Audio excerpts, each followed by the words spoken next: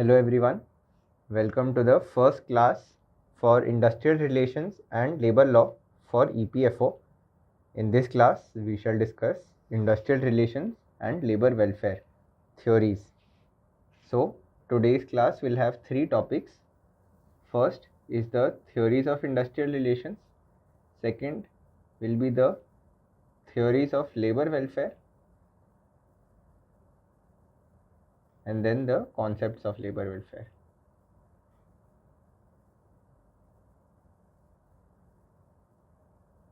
Okay. Once this is done, we shall move on to the substance part of labor law. Let us begin.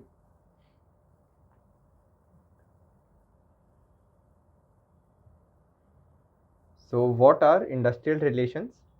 Industrial relations refer to the relations between the management and the workforce in any industrial unit. This was very self-explanatory that it is the relations between the employer and the employee ultimately in an industrial setup. So, in any industry, there are top level managers, beneath whom there are middle level managers, and then the ground level workforce. So, industrial relations does not talk about relations between the management, but between the management and the workforce. All right. So, for example, there is a CEO, then they have managers under them, then the production manager will have foremen for fabrication, assembly, or any other aspect. The foreman will be the supervisor for the workforce. So, the relations between the manager, foreman, and the workforce is what will count as industrial relations. Between the CEO and the managers, this will be corporate governance. Corporate governance is outside the scope of the EPFO exam. Okay. So, in this class, we shall be dealing with basically what is industrial relations and how do we ensure the welfare of the workers.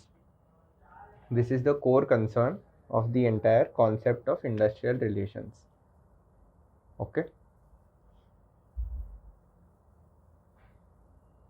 So there are multiple theories or perspectives of industrial relations.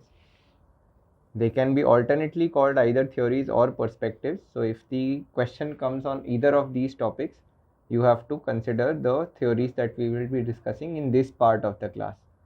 Okay. There are multiple theories, perspectives which exist to explain industrial relations. Why do we have industrial relations? What can be done to improve industrial relations? Should the state play a role in industrial relations? What is the objective of industrial relations? All of these are explained by different perspectives. It is important because which approach is adopted by the policy makers will decide the course that the law will take. So sometimes the policy maker might have a harsh view, a strict view of industrial relations, and they will have more state interventions. Otherwise, they might have a very lenient view and they can opt for very loose industrial relations law. Each perspective prescribes certain actions, as we will see for the future of industrial relations. All right.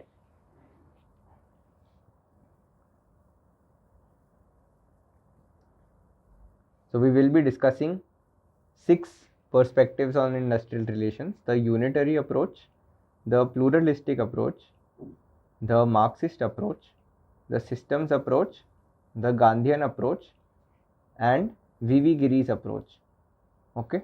There are many other perspectives also, such as the sociological approach, industrial sociology approach, or the psychology approach. However, these are too technical. So I am just naming them so that you, if you want to read further, you might go through them, but these 6 should be enough. Alright. So let us begin with the first perspective of industrial relations, that is the unitary approach. The unitary approach says that there is only one source of authority, that is the management. The management owns and controls the dynamics of decision making, and therefore it is in charge of negotiation and bargaining. So this is an approach which says organization is one collective whole. Management is the center of it. It controls all organs equally. Okay, management is the center of the entire organization, and ultimately there is only one organization. The government should not be involved. The government involvement and tribunals are not required. The management should resolve all disputes with employees and workforce through negotiation itself. Okay, this says that the organization is self-sufficient to resolve its disputes. There should be no government, there should be no third party intervention. We will see over the course of the next few classes how industrial relations law have provided for labor commissioners, labor courts, as well as arbitration procedures to resolve disputes between the labor class and the capitalist class. However, this approach says that the organization is enough and you should not be needing for more managerial, you should not be needing more government intervention. The unitary approach says everyone's common good is advanced by cooperation, and workplace conflict is seen as a result of poor management. Strikes are considered destructive. Okay, this says that if there is workplace conflict, that means organization is failing. You don't need government restriction, because let organizations which are poorly managed fail. Let only the successful organizations which are well managed, they will succeed. So why have any government regulation when this is only a question of efficiency? This approach calls for harmony between workers and employers. This is the unitary approach. Alright. Now we move on to the pluralistic approach. The pluralistic approach is the opposite of the unitary approach. This approach says that the organization is composed of individuals who form distinct groups with their own set of aims, objectives, leadership styles, values, etc. Okay. So while the organizational approach said that there is only one leadership in an organization, which is the management, the pluralistic approach says there are multiple groups with their own interests, connections, desires, objectives, etc. within an organization. So it says that both workers and management will strive to wield economic and political power by bargaining for more wages. The workers will bargain for more wages. The management will bargain for less wages for the workers. The workers will bargain for less managerial supervision. The management will bargain for more supervision. And therefore, conflict between management and employee is rational and inevitable. Okay, this says that conflict between management and workforce is mandatory. It is going to happen anyway. It can't be stopped. Thus, trade unions are a valid way of representing employee interests. Please remember, in the unitary approach we had studied that strikes were considered destructive. They were considered so bad that you should not have them at all. Whereas in this case, trade unions and their actions are valid for representing employee interests. This approach says that concessions and compromises between management and employees lead to organizational growth. It is ultimately when both of these forces, the workforce and the employees, when both of them work towards each other, that they lead to upwards growth and mobility. They allow state to intervene to reach a compromise. Unlike the unitary approach that we had discussed, unitary approach said state should not be involved. Pluralistic approach says state can be involved to help the organization reach a compromise through the state's neutral adjudicators. They can help the organization reach solution. Okay. So this is the pluralistic approach. This says that the workers and management both are constantly struggling to wield more economic and political power, and therefore conflict will continue. Conflict is natural, conflict is good because it leads to growth. Now we come to the third perspective, the Marxist perspective or the radical perspective. Okay.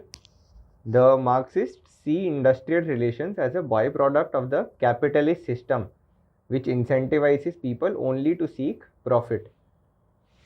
So many of you might know Karl Marx was a philosopher who laid the roots of communism as an economic theory, economic and political theory, which said that there are two classes of people, the bourgeoisie,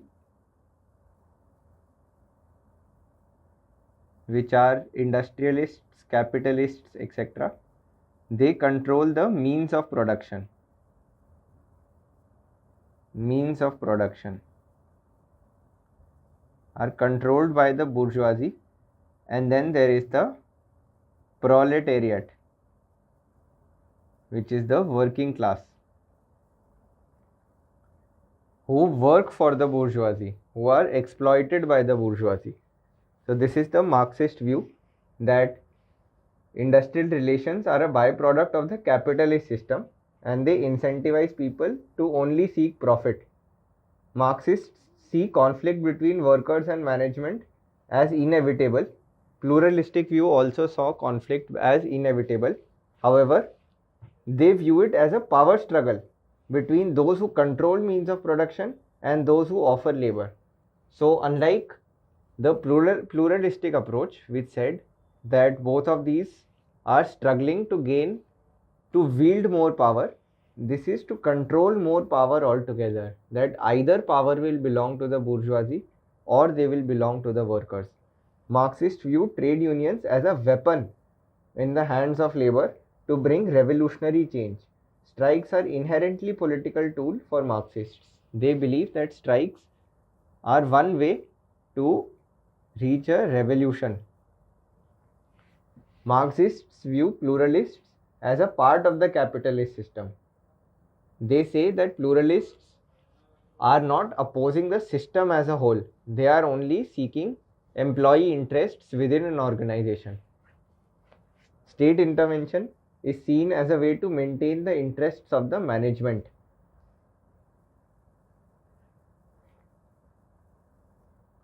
Okay, state intervention is seen as a way to maintain the interests of the management, because ultimately Marxists say that state will help the rich, the industrialists, who will then use their managerial powers to exploit the workers, and the state then receives taxes from the rich So they will continue to help the rich, not the poor, because the workers are poor. So the Marxists say that the state intervention is also bad because they will only help the poor. These are the three traditional approaches. Okay. Which three have we discussed? We have discussed the unitary approach, the pluralist approach, and the Marxist approach. All of these are the three traditional approaches or perspectives to industrial relations. This is a comparison chart between all of these theories. In the unitary approach, the objective is harmony between all parts of the organization, whereas in the pluralist approach, the objective is representation of different sectional interests, be it employees, be it employers. All of them should have a say. And in the Marxist approach, the objective is conflict between bourgeoisie capitalist and the proletariat workforce. This is what they seek to address. Okay. Conflict is undesirable in the unitary approach. However, in the pluralist as well as in the Marxist, conflict is inevitable. Conflict is undesirable in the unitary approach because they see the entire system as one. So it is basically, for them, it is like thinking, what if the human body's hands say one thing and the brain says one thing? Then the human body will not work. In the same way, an organization is like a body and it should work together. Whereas the pluralists and the Marxists, for different reasons, they say that conflict will happen. Okay.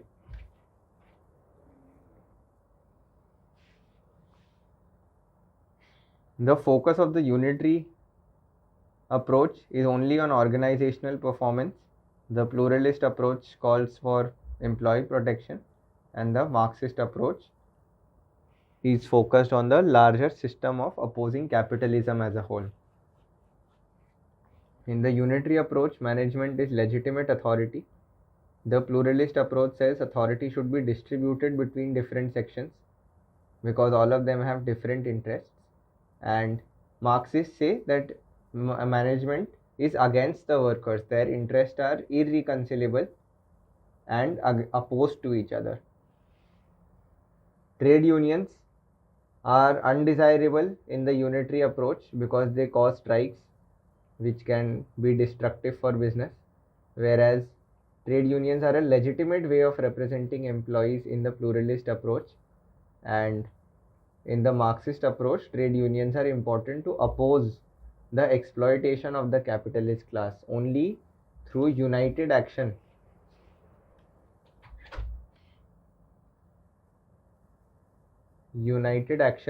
can the workers oppose Marxism, can oppose capitalism. In fact, the Communist Manifesto begins with the word workers of different classes unite.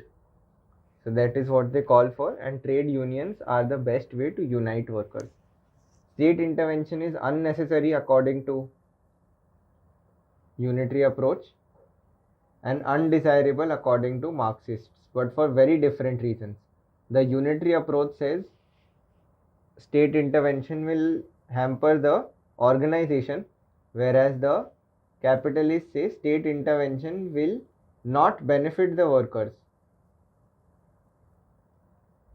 On the other hand, the pluralist approach says state intervention is important to ensure compromise is reached between the management and the working class. The solutions proposed in the unitary approach is that management should take care. Poor management is what causes conflict, so management should be compassionate. The pluralist approach says there should be a compromise between management and unions. both of them have to come to an understanding with each other, and ultimately the Marxists say that revolution should overthrow capitalism as a whole. Strikes are only one tool, but ultimately through violent revolution such as that in Soviet Union or in the Chinese state, communist China, there was a violent revolution. So that is what is necessary according to Marxism. Alright. Now we move on to the systems approach by Dunlop. Those of you who have studied sociology would have known this systems approach. Dunlop is regarded as the father of industrial relations because of the systems approach. He suggested that a social system is responsible for framing the individual's actions, that man is a product of their society, and what is our society shapes our mindset. The society shapes our mindset. There are three elements of the systems approach: the input, the process, and the output. The group cohesiveness is shaped by common ideology. We will discuss all of these input, process, and output separately in the next slide. Group cohesiveness is shaped by common ideology framed by societal factors. Industrial relations system comprises of actors, context, and ideology which binds them together. This is the final ideology of capitalism and which makes the capitalist system according to Dunlop. Okay.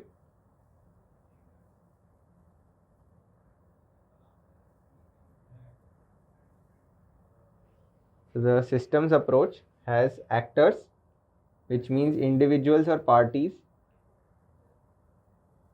involved in the process of developing sound industrial relations, basically workers and management.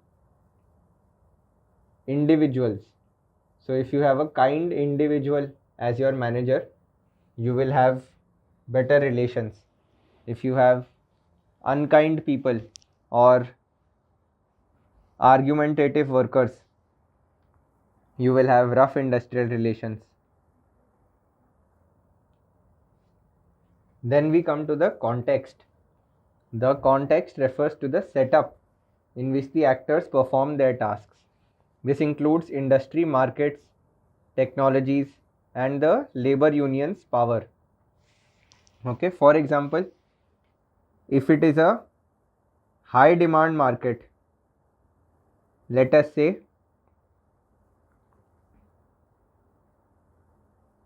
for silk sarees, then workers will have more rights if they are skilled.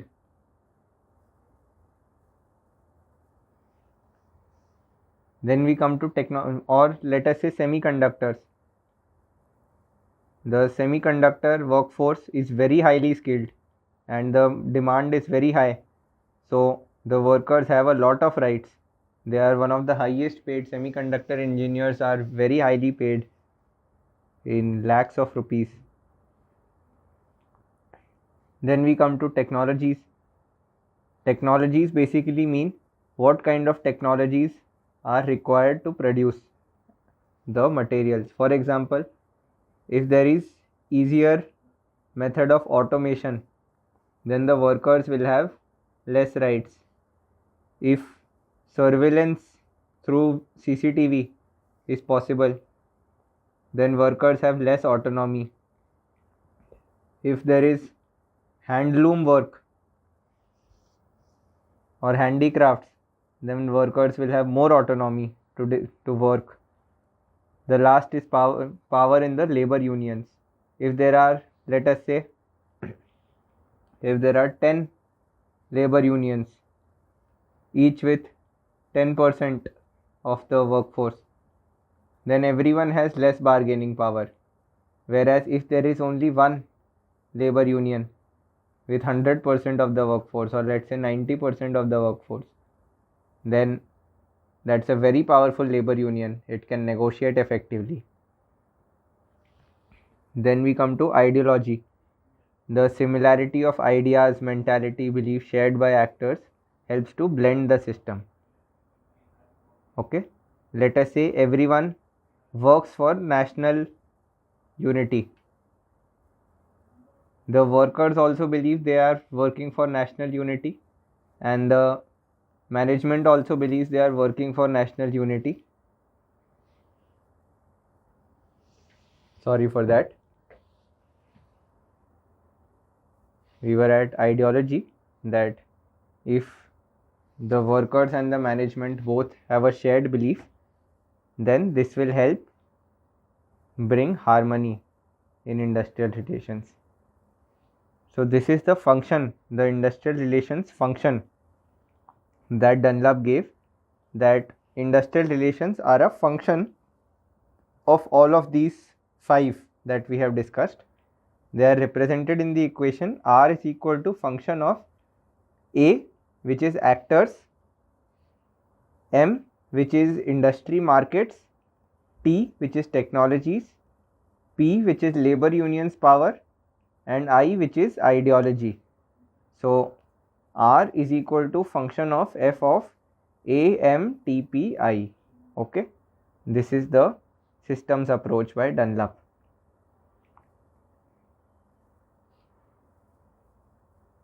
Now we come to the Gandhian approach. Gandhiji stood for the following principles in all aspects of life, be it these were non-violence, truth, and non-possession or aparigraha. Alright, applied to industrial relations, he propagated the idea of trusteeship, that capitalists are trustees of enterprises. They hold the society, they hold the business in trust to the rest of society. They should take only as much as they need, and they should give up the rest for the benefit of all. The principle of Sarvodaya comes from this trusteeship model. Okay.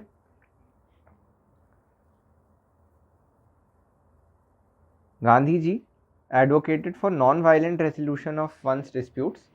He himself led the Ahmedabad Mill Satyagraha with Anusuya Sarabhai,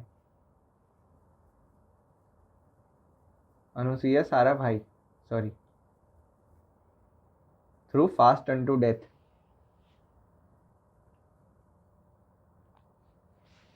He did not normally recommend strikes or worker conflict.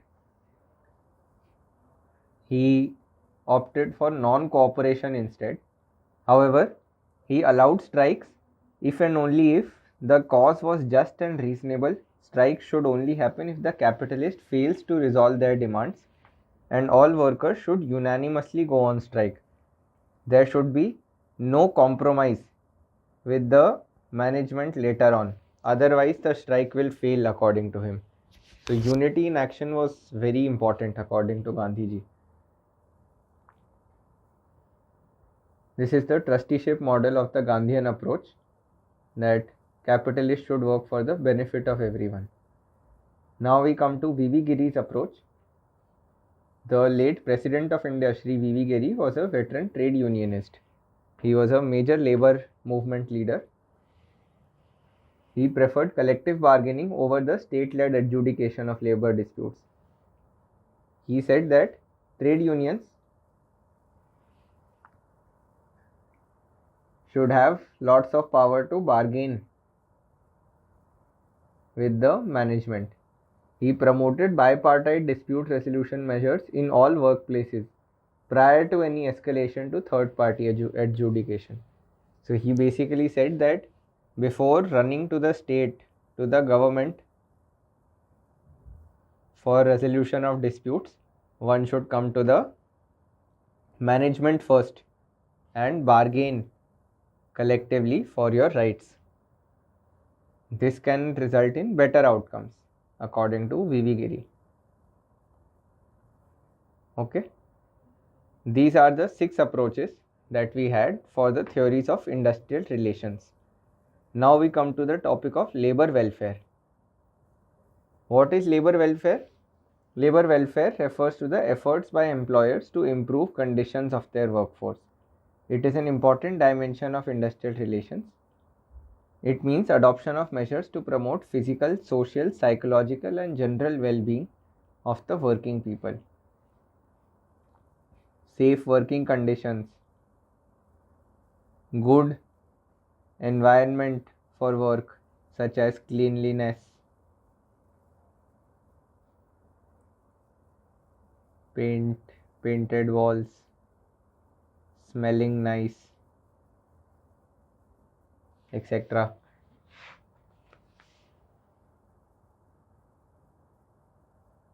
Humble, cordial management. All of these are very important for labor welfare. Okay.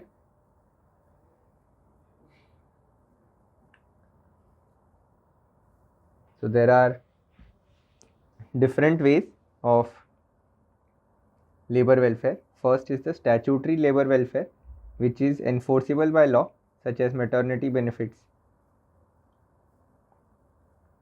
They are a law, you cannot violate them. You will have to face penalty otherwise. The other is voluntary. The employer decides on his own. For example, we have the concept of period leaves or menstrual leaves or mental health leaves also being promoted by many companies nowadays. So these are voluntary measures by the employers. Then there are extramural labor welfare measures which are outside the factory premises. For example, vacations to employees or educational facilities to employees.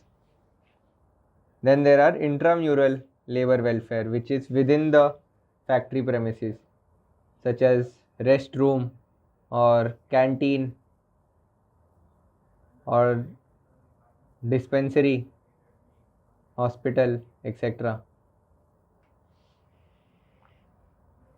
So all of these are labor welfare measures, different kinds of labor welfare measures. Now we come to theories of labor welfare. Okay. Sorry, concepts of labor welfare we'll do first. After this we'll do theories of labor welfare.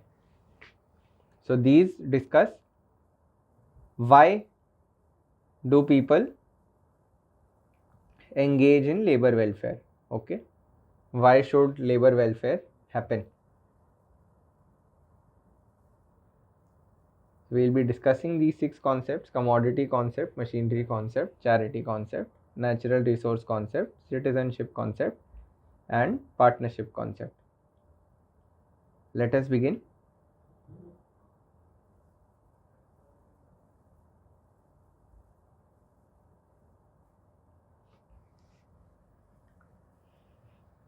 First is the commodity concept. These treat labor as a commodity. Okay. Wages were higher when the supply of labor is scarce in relation to demand for labor were low when supply was substantially in excess. So if there are many workers available, many workers, low pay, less workers, high pay. We look at examples of this such as farmers or agricultural laborers are paid less, whereas technical engineers, software developers are paid very highly. This gave rise to the idea that labor affected by law of supply and demand was like a commodity, because this was first observed through evidence. So then this led to the idea that labor is like a commodity, the price of which is determined by supply and demand for the commodity. Alright. This is the commodity concept.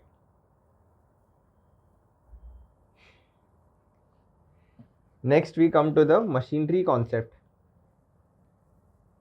The machinery concept said that commodity conception overlooked the fact that employer brought and sold not the actual labor but the products of the labor produced. He determined the value of labor by value of the goods and profit. So it's not as if I am buying one laborer. It's only that I am buying 1 hour of the laborer,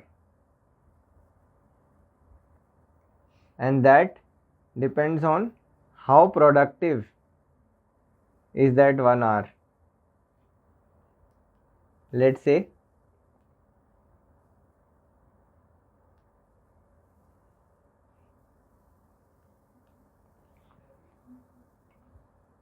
A can produce 10 boxes per hour, B can produce 12 boxes per hour. Then B is more efficient. The employers thus started to regard their employees largely as machines capable of certain amount of output.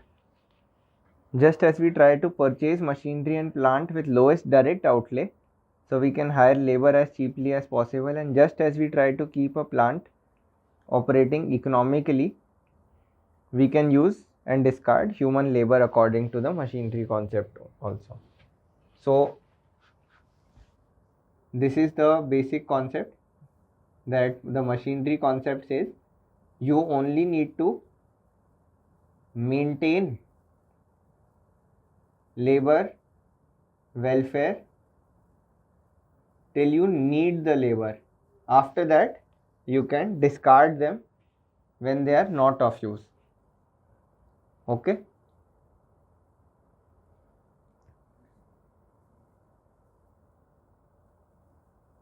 So the first one tried to treat laborers as a commodity.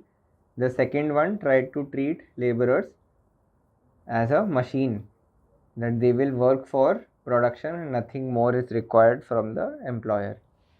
The third concept is the charity concept. According to this, it is the duty of those who were in fortunate positions to assist those who are in need. Basically, it says that the rich should give to the poor as charity. Charity was given for salvation of the donor or out of human sentiments with pity towards the distressed. Thus, labor welfare was mainly based on human and religious motive,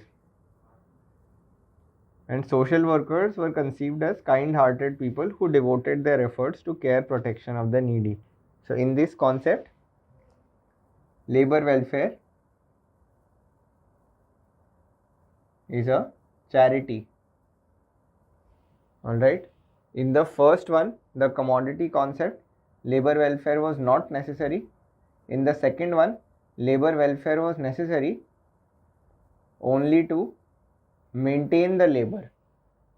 Once their utility was dropping, then you can discard the labor according to the second concept, machinery concept. According to the charity concept, it is a noble cause to help laborers, that is all, because they are poor.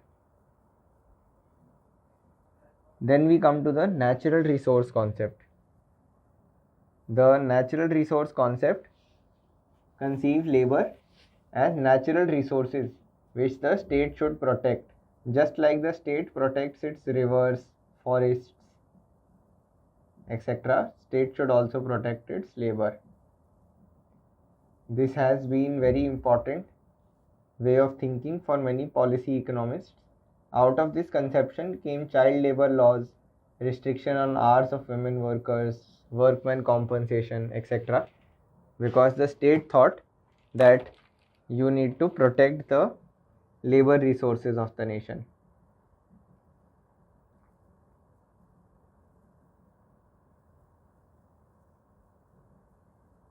Then we come to the democratic concept or the citizen concept. In this concept, the workers are considered as citizens of the industry in which they are employed, and thus they are entitled to have a right to have a voice in determining the rules and regulations in which they work. All right, they are considered as participants in the industry, in the citizen concept or the democratic concept. Thus, labor has a right to be consulted in regard to terms and conditions in which they are supposed to work, because they are supposed to be citizens of the industry. Okay, please note, the democratic concept does not say that laborers are citizens of a state, that is why they deserve rights. The democratic concept says that laborers are citizens of the industry, so they deserve democratic participation in the industry. The result of this realization was industrial democracy, with shop committee, industrial council, employee representation plans, and so on. Okay, we'll also see how workmen committees, works committees, safety committees, canteen committees, all of these were recommended by the Second Commission on Labor, the First Commission on Labor, because of this.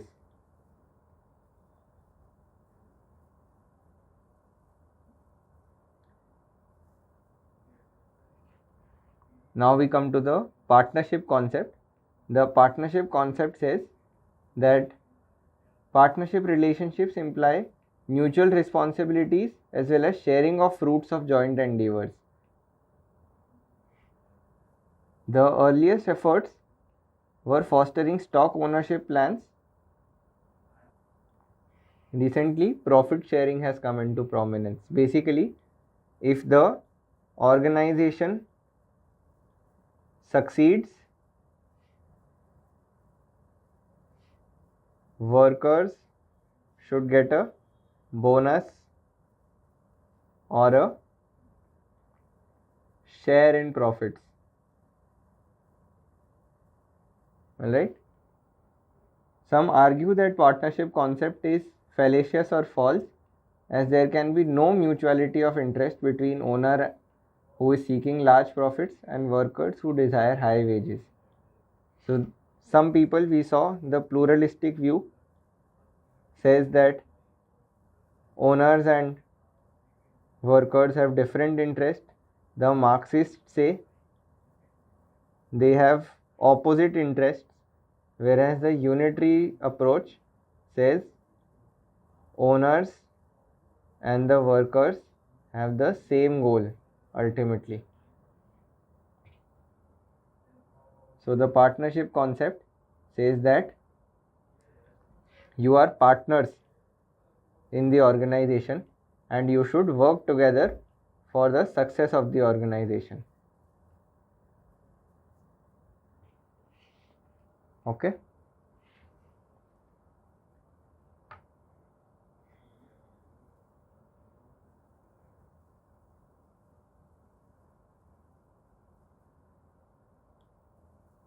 Now we come to the theories of labor. There are 6 theories of labor. What we discussed earlier were the concepts of labor. These are very interrelated, please note, but there are slight differences. The theories of labor provide for the assumptions.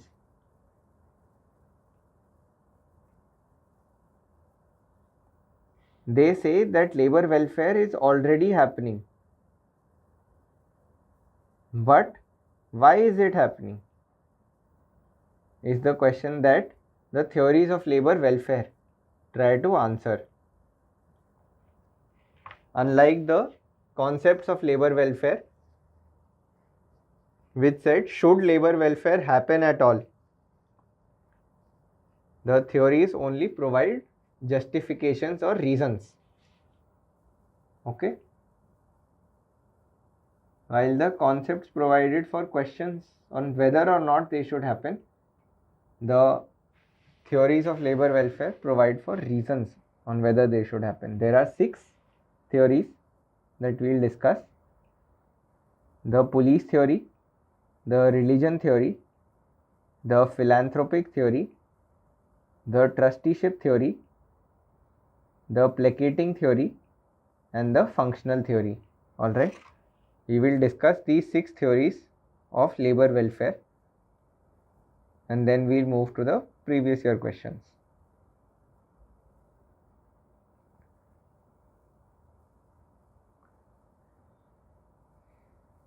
First, we come to the police theory. This theory assumes that man is selfish and self-centered and always tries to achieve own ends even at the cost of welfare of others. According to this theory, the factory and other industrial workplaces provide many opportunities for owners to exploit workers in an unfair manner. This is done by making labor work for very long hours, paying unfair wages, not keeping the workplace hygienic, ignoring safety health provisions, etc. Therefore, the welfare state has to prevent this exploitation, and it assumes the role of a policeman and makes it mandatory for managers to provide for welfare facilities and also punishes non-compliers. So this police theory says that welfare state must be a watchman and ensure labor welfare happens, otherwise it will not happen, because the main assumption is that people are selfish and self-centered. Alright.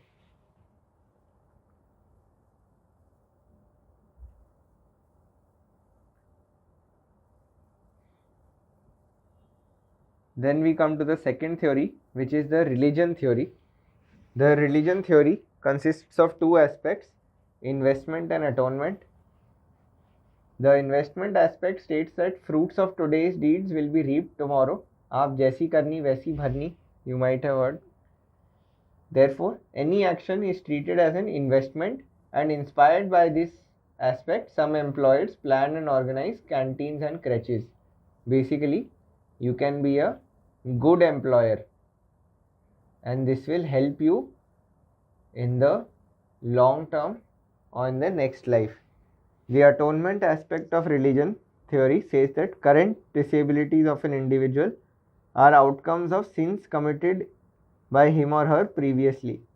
Therefore, he should pledge to do good deeds now so as to atone or compensate for sins. Alright? That if you do good karma,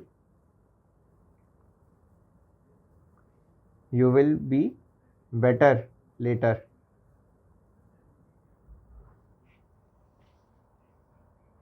So the religion theory says that people provide for labor welfare because they want to do good karma. Otherwise, they would not have provided for labor welfare.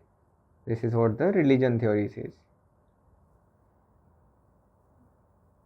Now we move on to the philanthropic theory.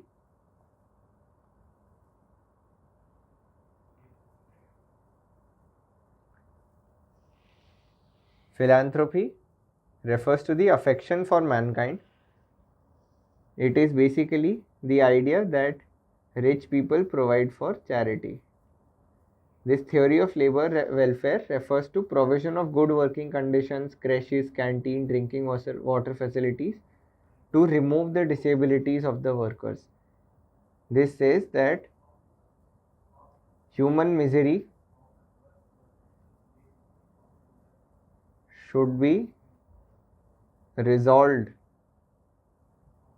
by charitable actions. Employers having concern for their workers may undertake such labor welfare measures for the benefit of the workers. So, here the employer is engaging in labor welfare because of concern for the workers, affection for mankind. In the religion theory, they were doing it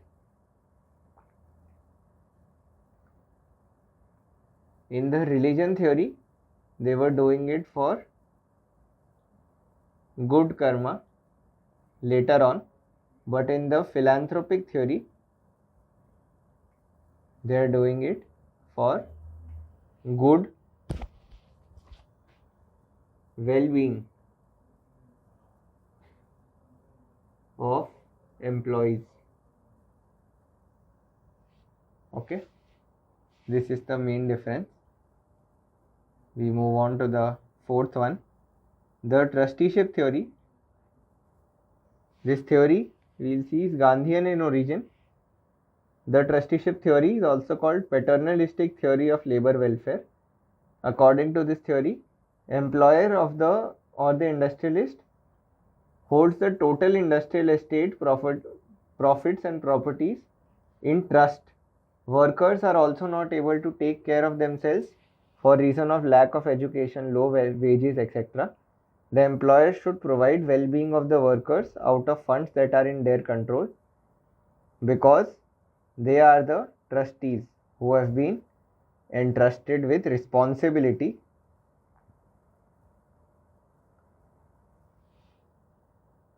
of worker well-being. This is called paternalistic theory of labor welfare because it says that the employer is like a parent of the worker, of the employee, and they should continue to provide good labor welfare so that the labor can become better. Otherwise, the labor, because of lack of education or low wages, will not be able to take care of themselves. This is the trusteeship theory.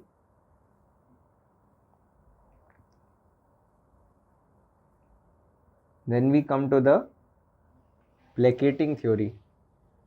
The placating theory is based on the assumption that appeasement pays when workers are organized and militant. Basically, this is a Marxist theory. It says that workers are going to revolt against the state and the industrialist.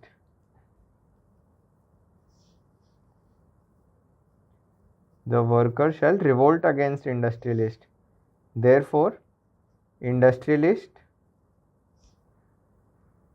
should keep workers happy.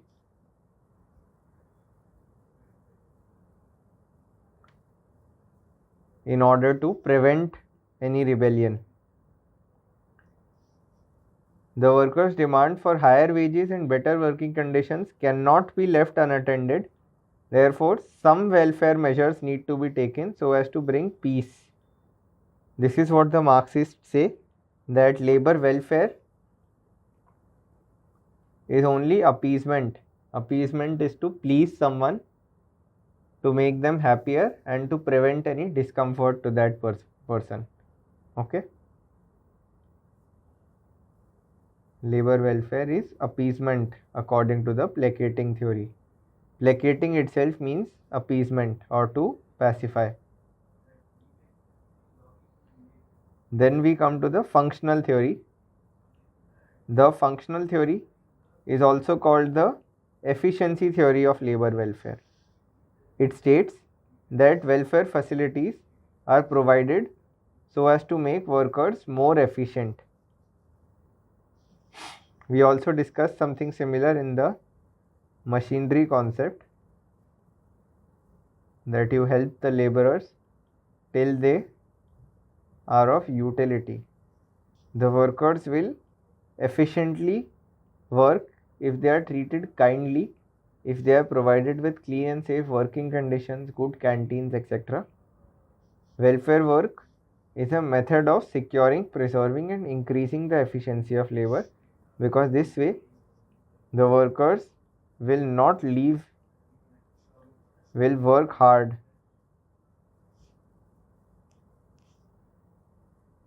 Therefore, this is one good way according to the functional theory of labor welfare, that the assumption is labor welfare is provided to increase the efficiency of workers.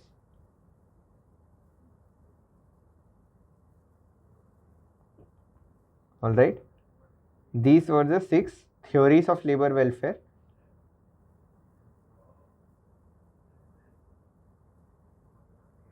So in today's class, till now we have covered theories of industrial relations,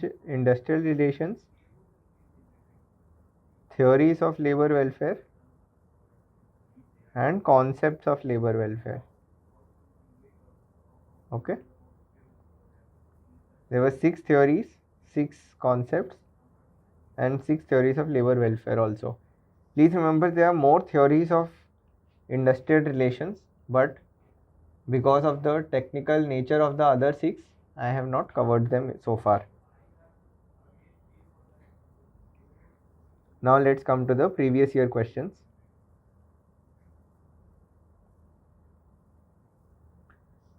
First, which one of the following perspectives of industrial relations is based on the assumption that both parties strive and have the opportunity to exercise economic as well as political power?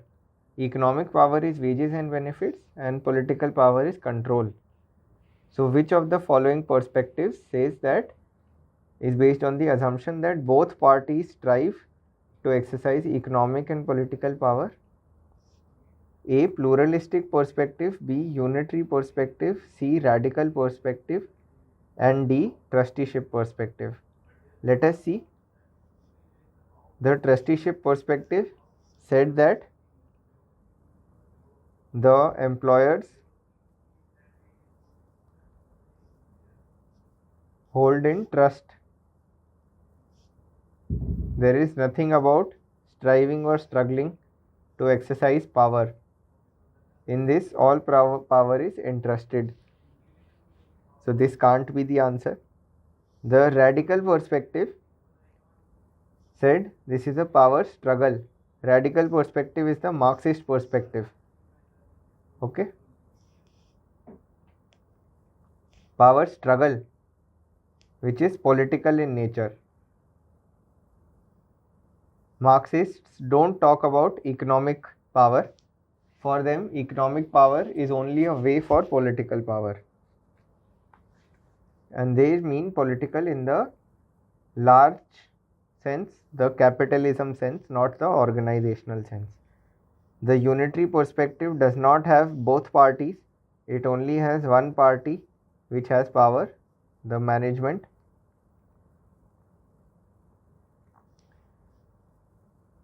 So all of these can't be. The pluralist perspective says there are multiple stakeholders competing for power.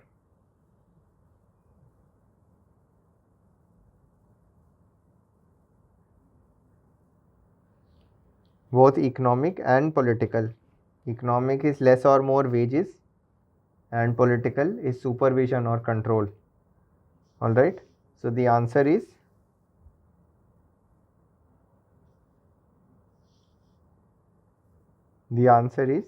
pluralistic perspective.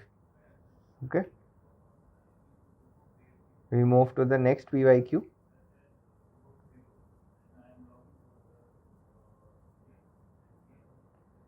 Which one of the following explains the citizen concept of labor? A. Labor is largely regarded by employers as operating organizations in industry. B. Labor is affected by law of demand and supply. C. Labor has a right to be consulted in regard to the terms and conditions under which they are supposed to work. And D. Labor is a cog in the machine. Let's see. The first one, labor is regarded by employers as operating organizations in industry, is the partnership approach, the partnership concept. Labor is affected by the law of demand and supply, is the commodity concept. Labor has a right to be consulted in regard to terms and conditions under which they are supposed to work, is the citizen concept or the democratic concept. Labor is a cog in the machine, is the machinery concept. Okay.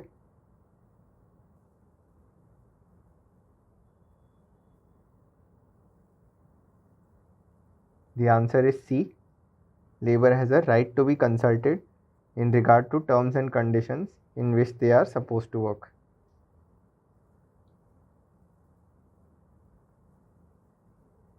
Next question. The assumption that man is selfish and self-centered and always tries to achieve his own ends even at the cost of others explains which theory of labor welfare? A. Placating theory, B. Police theory, C. Religious theory, and D. Philanthropic theory. Let's see. Placating theory said that all labor welfare is to prevent labor unrest. Police theory said man is selfish and self-centered, so the welfare state must act as a watchman. The religious theory said that good karma is an investment which leads to atonement. You will reap good rewards in the next life or later on because of labor welfare. And the philanthropic theory said that people do labor welfare because they care about human well-being. So the answer is B, police theory. Okay. That is all for today. Thank you.